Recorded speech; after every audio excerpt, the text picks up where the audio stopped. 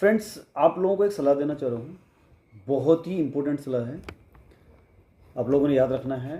काफ़ी क्लाइंट्स को मैं जब क्लास में बताता हूँ या उनसे डिस्कस करता हूँ, उनके क्वेरीज़ को लेता हूँ कि उनके पास क्या समस्याएं हैं, क्या उनके अपने प्रश्न हैं।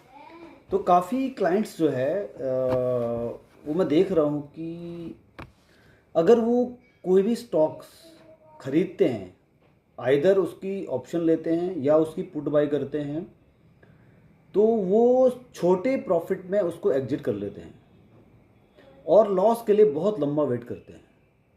काफ़ी क्लाइंट्स का एक प्रश्न आता है कि सर, हम लॉस में तो लंबा वेट कर लेते हैं कि अब बढ़ जाएगा तब बढ़ जाएगा, और उसको होल्ड कर लेते हैं।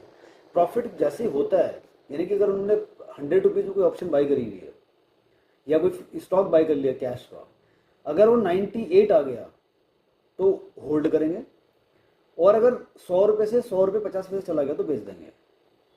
इवन वो 90 तक वेट कर लेंगे, यानी 10 रुपीज़ डाउन तक उसको वेट करते रहेंगे, और ऊपर जो है वो जल्दी प्रॉफिट बुक कर लेते हैं। तो ऐसा क्यों होता है? ऐसा इसलिए होता है कि आप लोग जो है, आप लोगों को आपका एक्चुअली आपके पास सेटअप नहीं है। जो सेटअप आप फॉलो कर रहे हैं, उस सेटअप को आप कंप्लीटली उसको कंप्लीट फॉलो नहीं कर रहे हैं सेटअप को। अगर आपने कोई सेटअप बना लिया कि मुझे यहाँ बाय करना है, यहाँ सेल करना है, ये मेरा टारगेट है, मेरा स्टॉप लॉस है, तो फिर आपको वो स्टॉप लॉस लगाना पड़ेगा और उस टारगेट तक उसको लेके जाना पड़ेगा विथ ट्रेलिंग स्टॉप लॉस।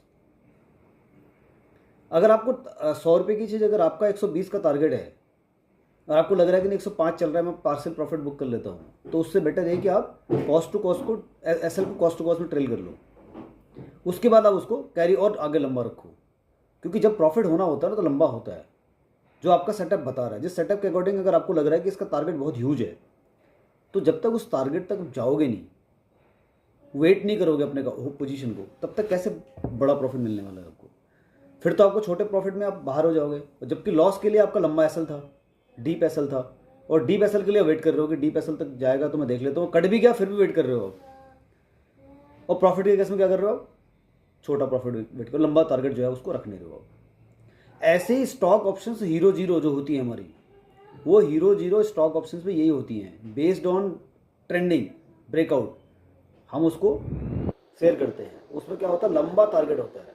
अगर महीने में 2 से 3 अगर हीरो जीरो ऑप्शन ट्रेड निकल रही हैं, ऐसे काउंटर फाइंड आउट हो रहे हैं, तो समझ लो कि उसमें से जो है ना 60, 70, 80% की भी अगर रेशियो आ गई तो बड़ा जैकपॉट लगने वाला है आपको। Same algo option